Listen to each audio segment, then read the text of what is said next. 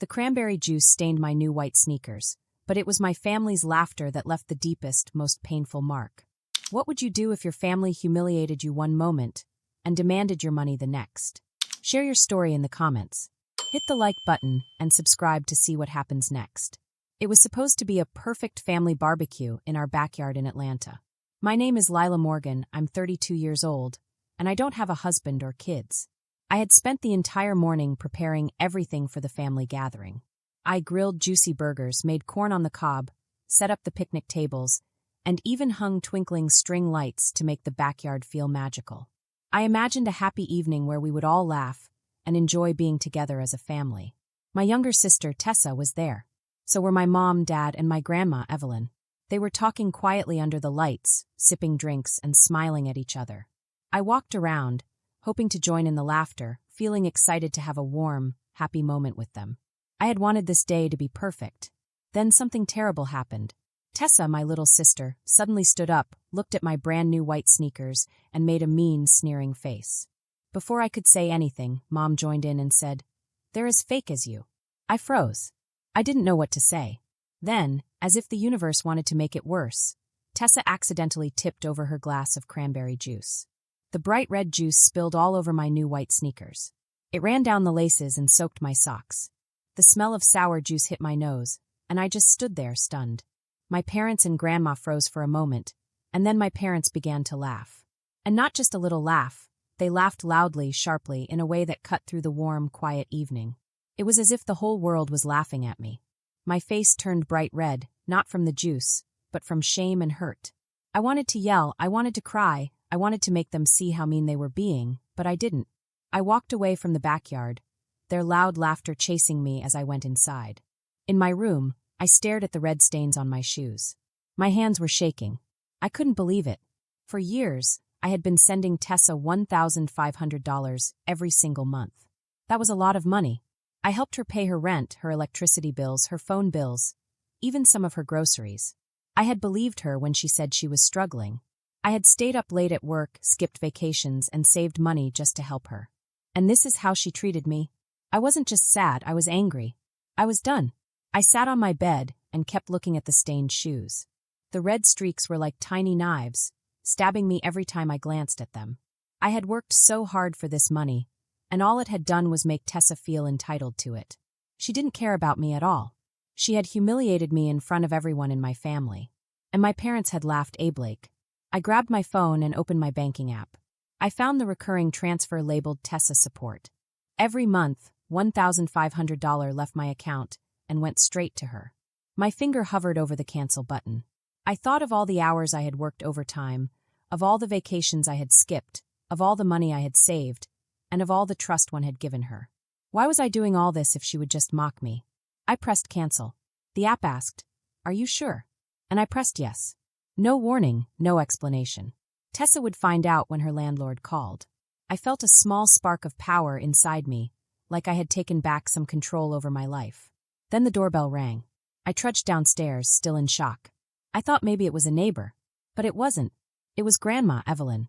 Her silver hair glimmered in the porch light. Her sharp eyes softened when she saw me. "Lila, we need to talk," she said, stepping inside. She led me to the living room and sat down on the couch. Her posture was straight but kind. "I saw what happened out there," she said. I didn't laugh, Lila. "I'm ashamed of them." Her calm, strong voice made me feel a little steadier. Grandma leaned closer, folding her hands in her lap. "I've been helping Tessa too," she admitted quietly. My eyes widened. "What?" I asked, surprised. She nodded. She had been secretly helping pay for Tessa's electric bills, and sometimes even her groceries. She said she had kept it quiet, so I wouldn't feel pressured. I felt a wave of anger, not at Grandma, but at Tessa. "How much has she been taking from us?" I asked bitterly. Grandma's jaw tightened. "I know, and it's time we stop," she said. I told her I had canceled the transfer tonight. Her face lit up with approval. "That's a start," she said. "But we're not finished, Lila. They need to learn what happens when they take you for granted." My heart started pounding. "What do you mean?" I asked. Grandma smiled, a sly little smile. "I have a plan," she said. "Something that will make Tessa think twice about crossing you." She didn't say anything else, only, "Trust me, Lila. Just wait." She squeezed my hand and left. I felt a spark of strength. Tessa thought she could mock me and keep taking my money. She was wrong. Grandma's words gave me hope. I felt like I wasn't alone in this fight. The next morning, my phone lit up with messages. Tessa had sent so many texts, angry and mean. "Lila, what's your deal? You canceled my payment. Do you think you can just stop sending me money?" one said. "You're so selfish. You owe me an answer now," said another. I knew she had noticed the missing money. Her fury hit me like a tidal wave. She acted like I had stolen something that be Blake to her. Then a message from my mom popped up. I hoped she would be fair, but it hurt even more. "Lila, you're blowing this out of proportion. Tessa is struggling, and you know she needs help. Why would you do this?" She didn't mention the barbecue or that she had laughed at me. Mom had always liked Tessa more, but this felt like a punch in the stomach. My dad's message was short and cold. "This is irresponsible, Lila." I tossed my phone on the bed. My hands shook. My whole family was ganging up on me, blaming me for stopping the money. They didn't care that Tessa had humiliated me. They didn't care that I had been laughing last. All they cared about was the money. I didn't reply. Not to Tessa, not to Mom, not to Dad. I just sat there, rereading their messages. Each one reminded me that they saw me as a wallet, not a sister or daughter. But the more I thought about it, the stronger I felt. I had spent years helping Tessa. They had repaid me with scorn. I was done being used. That afternoon, I drove to Grandma's house. I wanted her calm presence. She was in her study, surrounded by papers. She looked up and smiled. "They're surrounding you, aren't they?" she asked. I nodded and showed her the texts. She read them, frowning. "They're panicking," she said. "They know they've lost their free ride." She set my phone down and pulled out a folder marked expenses. "What's that?" I asked, leaning closer. "Proof, Lila," she said. "Bank statements, bills, everything showing how much Tessa had been taking from us." I felt a spark of hope. "What are you going to do with it?" I asked. Grandma smiled. "I'm building a case. They need to see what happens when they take advantage of you." I left Grandma's house feeling stronger. Tessa and my parents could be angry all they wanted, but Grandma had a plan. She was already one step ahead. A week later, Grandma called me to her house. I drove there, feeling nervous. The past week had been quiet, no texts from Tessa or my parents. But the quiet felt heavy, like the calm before a storm. Grandma hugged me warmly. "Come to the dining room, Lila," she said. Her voice was calm but serious. I followed her. She was at the table with papers spread out. "I've been thinking," she said, tapping a folder labeled property. "Tessa's been living in that house on Oak Street, right?" I nodded. "Well," Grandma continued, "I own half of it." My jaw dropped. "What?" I asked, leaning forward. "I bought it years ago with your grandfather," she explained. "We let Tessa stay there for very little money, thinking she would get on her feet. But she hasn't, and I'm done letting her freeload." Her words made me feel a spark light inside me. Grandma wasn't just upset, she was ready to act. "I'm transferring my share of the property," she said. "Either Tessa pays full rent or she moves out." I couldn't believe it. Finally, someone was standing up for me.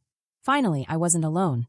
Finally, my family was going to learn that you can't just take someone's kindness for granted. I looked at Grandma and smiled. A feeling of hope and power filled me.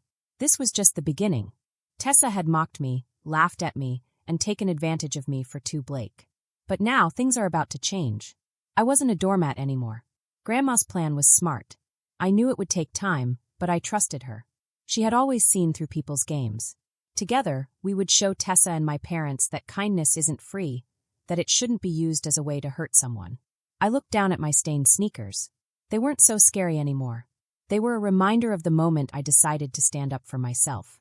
And with Grandma by my side, I felt ready for whatever came next. I stared at Grandma, feeling both surprised and amazed. "Are you serious?" I asked. Grandma nodded slowly, a little spark shining in her eyes. "She needs to learn responsibility," she said. "You've been helping her too much, and so have I." I felt a small weight lift from my shoulders. Finally, someone was on my side. Evelyn, my grandma, was ready to help me teach Tessa, my sister, a lesson. But a tiny part of me worried. Would Tessa get even angrier? Would she yell or cry or do something mean? Evelyn seemed to know what I was thinking. "Don't worry," she said with a small smile. "I have more ideas. You won't have to handle this alone." Just then, the doorbell rang. I walked to the door and opened it. My best friend, Marin Blake, was standing there. Her dark curly hair bounced as she walked in. Her sharp eyes looked straight at me. "Are you okay, Lila?" she asked, giving me a quick hug. I hadn't seen Marin since the big barbecue a few weeks ago. I had texted her about everything that happened, but seeing her in person made me feel better. I'm getting there, I said, leading her to the dining room. Marin looked at the papers spread out on the table. What's all this? She asked, curious. Evelyn explained everything. She told Marin about the house, the property, and how she planned to make Tessa start taking care of herself. Marin's eyes lit up with a clever grin. That's brilliant, Evelyn, she said. But you need a way to make sure Tessa can't fight back. You need proof, something that shows she's been using you. She turned to me. Lila, you should record Tessa the next time she gets mad. She'll probably say something that shows she's been taking advantage of you. I blinked. Record her?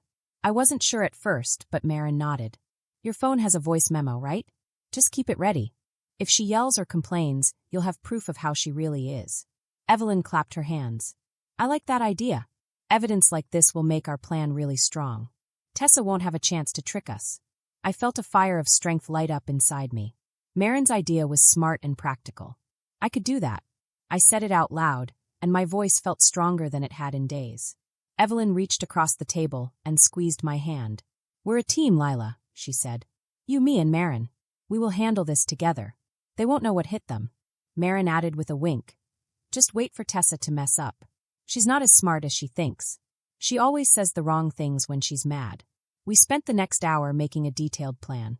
We talked about how I would handle Tessa's next move, how Evelyn would work with her lawyer to start changing the property papers, and how Marin would help listen to any recordings I made. Marin promised she would be ready to help me analyze everything. As I drove home that day, my mind was buzzing with ideas. For the first time since the barbecue, I felt like I wasn't just reacting, I was planning. Evelyn's big move with the house, combined with Marin's clever idea about recording, made me feel strong. Mom, Dad, and especially Tessa thought they could boss me around, but they were wrong. I held the steering wheel tight and felt ready for whatever came next. 2 weeks after the barbecue, Tessa showed up at my door. I was in my Atlanta apartment, sorting through work emails when the doorbell rang like an alarm. I opened the door to see my sister. Her face was twisted with anger, and her arms were crossed tightly. Lila, we need to talk, she snapped, pushing past me without waiting for an invitation. My heart started beating fast, but I stayed calm. I remembered Marin's advice. I slipped my phone into my pocket, making sure the voice memo app was already recording quietly. Tessa started pacing around my living room, her voice sharp. You're manipulating Grandma, aren't you? She accused. You're turning her against me and trying to ruin our family. I blinked, shocked at the venom in her voice. Tessa, I haven't done anything to Grandma, I said, keeping my voice steady. She rolled her eyes. Don't act innocent. She's been asking about my bills, my rent. You're making her cut me off. Her words were wild and desperate, like she was trying to grab control. I stayed quiet, letting her dig her own hole while my phone recorded everything. Then she said something scary. I'm going to sue, she yelled. Grandma's too old to handle her money. I'll prove she's not in her right mind. My stomach twisted. She was threatening Evelyn, the one person helping me. You can't be serious, I said quietly but firmly. Tessa smirked. Try me. I won't lose this house because of you. I felt a surge of anger, but I bit my tongue. The recording was still running, and I wasn't going to let her know. I texted Marin as Tessa ranted on, accusing me of jealousy and betrayal. She replied instantly. Keep her talking. Get it all. You'll need it. I nodded and steered the conversation carefully. Tessa, why would I manipulate anyone? I asked, pretending to be confused. She rolled her eyes. Because you're mean. You've always hated that I'm Mom's favorite. You cut my money to hurt me, and now you're using Grandma to finish it. Her words hurt, but they were perfect for proof. Every word she said showed how selfish she was. Finally, she stormed out, slamming the door behind her. I stopped the recording, my hands shaking but my mind clear. I called Marin, who was across town. Did you get it? She asked excitedly. I played back the file for her. Every mean thing Tessa said was there, her threats, her jealousy, her smug voice. Send it to me, Marin said. This is exactly what we need. I emailed her the file, feeling a mix of relief and strength. Tessa thought she could bully me, but she had just given me a weapon. That evening, I drove to Grandma's house to update her. Evelyn was in the kitchen with a stack of envelopes on the counter. I heard from my lawyer today, she said calmly. I'm sending a letter to Tessa, Mom and Dad. It says I'm ending all financial help, rent, bills, everything. I stared at her. You're cutting them off completely? Evelyn nodded. Tessa's had enough chances. This letter says, pay market rent for the Oak Street house or move out. No more handouts. I told Evelyn about Tessa's visit and the recording. Her eyes lit up. Good work, Lila, she said. The recording will help if she tries anything. I felt proud. Grandma's confidence made me feel stronger, like we were building a solid case. What about Mom and Dad? I asked. Evelyn smiled softly. They'll get the letter too. This isn't just about Tessa. It's about respect. I nodded. This wasn't just about money. It was about standing up to a family that had taken me for granted. As I left Evelyn's house, I felt determined. Tessa's threats still hung in the air, but now I had a plan. With Marin's thinking and Evelyn's bold move, we were ready for anything. Tessa's outburst had given us proof, and Evelyn's letter would hit her hard. I wasn't just fighting for myself anymore. I was fighting for the truth. 3 weeks later, Marin handed me a USB drive. We were at her apartment in Atlanta, the sunlight shining through the blinds. You need to hear this, she said, serious, as she plugged it into her laptop. I leaned forward, my heart racing. Marin had been working on something since Tessa got mad at my house. She pressed play, and Tessa's voice came out sharp and mean. Lila's so easy to trick, she said. I just cry a little, and she gives me money. She's too soft to say no. My stomach turned. This recording wasn't from our fight. It was Tessa talking to someone else about how to keep taking my money. Who's she talking to? I asked. Marin shook her head.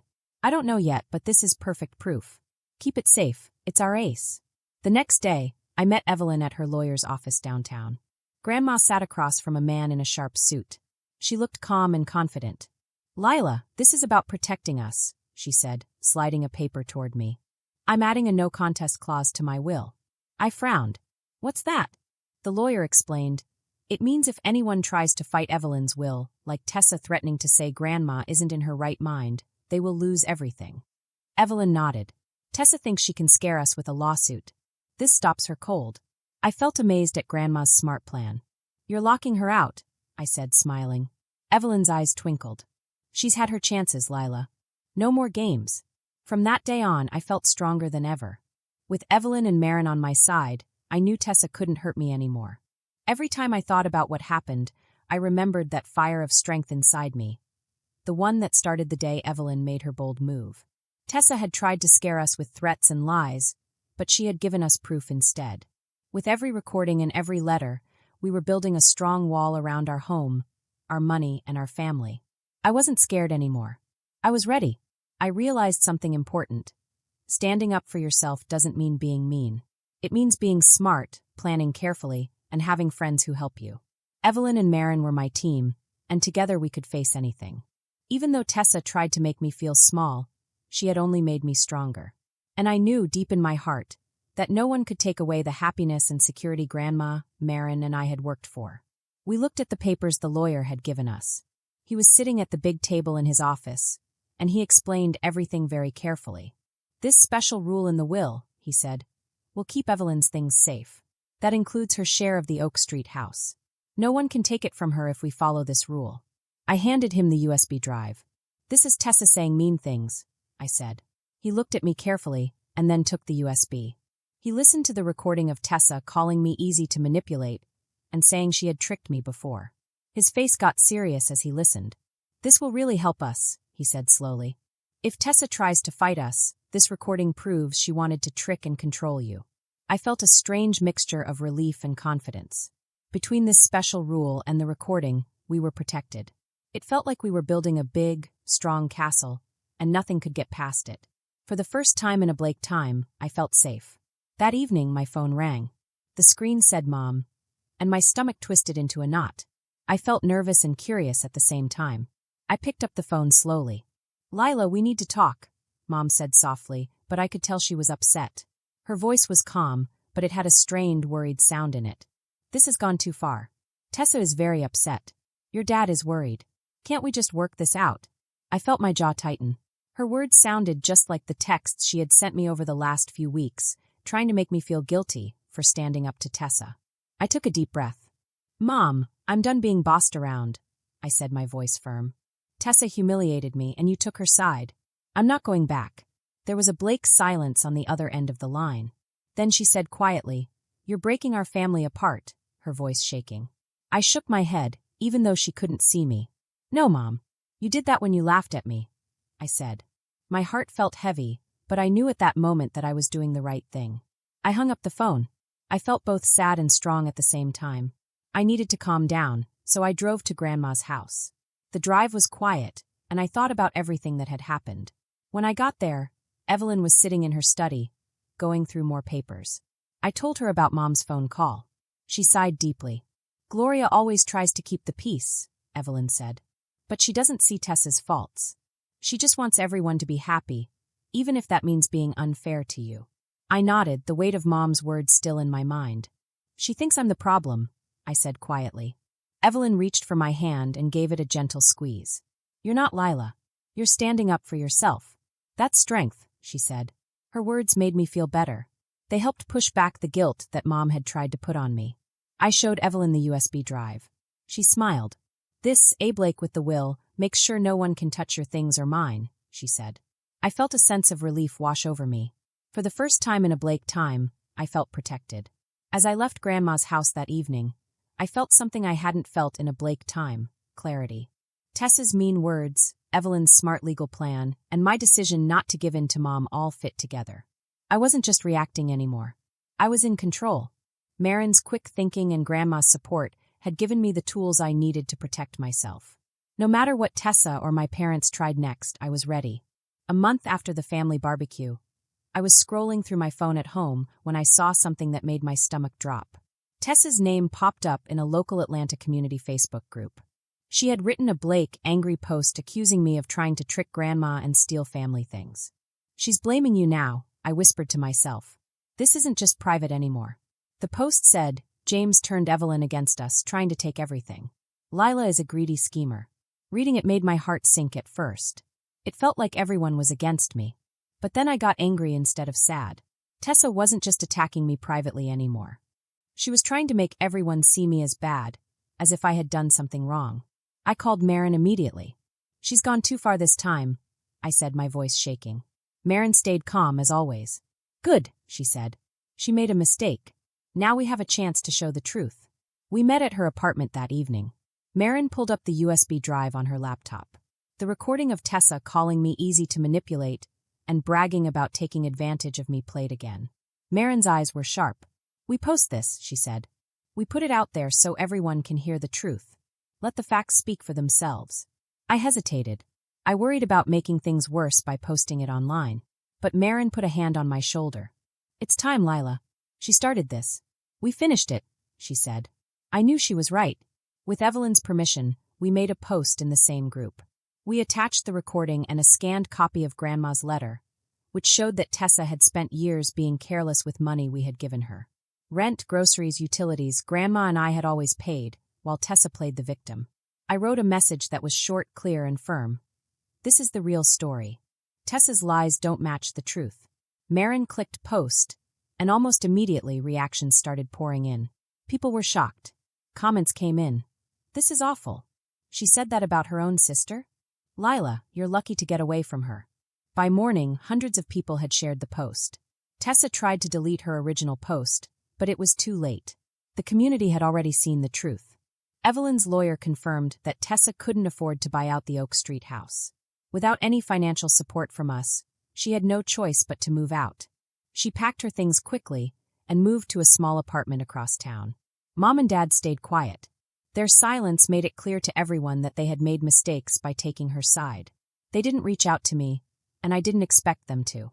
Their silence said more than any apology ever could. That week, I made a choice. I blocked Tessa, Mom, and Dad on my phone and on social media. No more calls. No more texts. No more guilt trips. I kept my line open for Evelyn and Marin, the people who had stood by me. It wasn't easy. Cutting off family felt like cutting out a piece of myself. But it was necessary. I had spent years giving them everything, only to be mocked and used. No more. One quiet Sunday, I went to Piedmont Park to think. The Atlanta skyline stretched in the distance, tall and bright. The crunch of the autumn leaves under my boots made a soft, satisfying sound. I walked slowly Blake the trails, thinking about everything that had happened. Tessa's betrayal, Mom and Dad's support of her, and the community's reaction all swirled in my mind. I had been raised to believe that family always came first, no matter what. But that belief had cost me my peace, my money, and my self-respect. I had learned the hard way that sometimes family could hurt you instead of help you. Standing up with Evelyn and Marin had taught me something very important. My value isn't measured by what I give others. I don't have to hurt myself to make others happy, even if they are family. I deserve better. And from now on, I will protect myself. I will be brave, I will stand up for myself, and I will never let anyone make me feel small or powerless again. As I sat on a bench and watched the leaves fall gently around me, I felt a calm strength inside. I knew there would still be challenges ahead, but I was ready. Tessa's lies had been exposed. Evelyn's house was safe. Marin and Grandma had my back. And for the first time in a Blake time, I felt in control of my own life. I didn't need anyone else's approval anymore. I had the truth, I had my family who truly cared, and I had my own courage. That was enough. Walking back to my car, I smiled quietly to myself. For the first time in a Blake time, I felt free.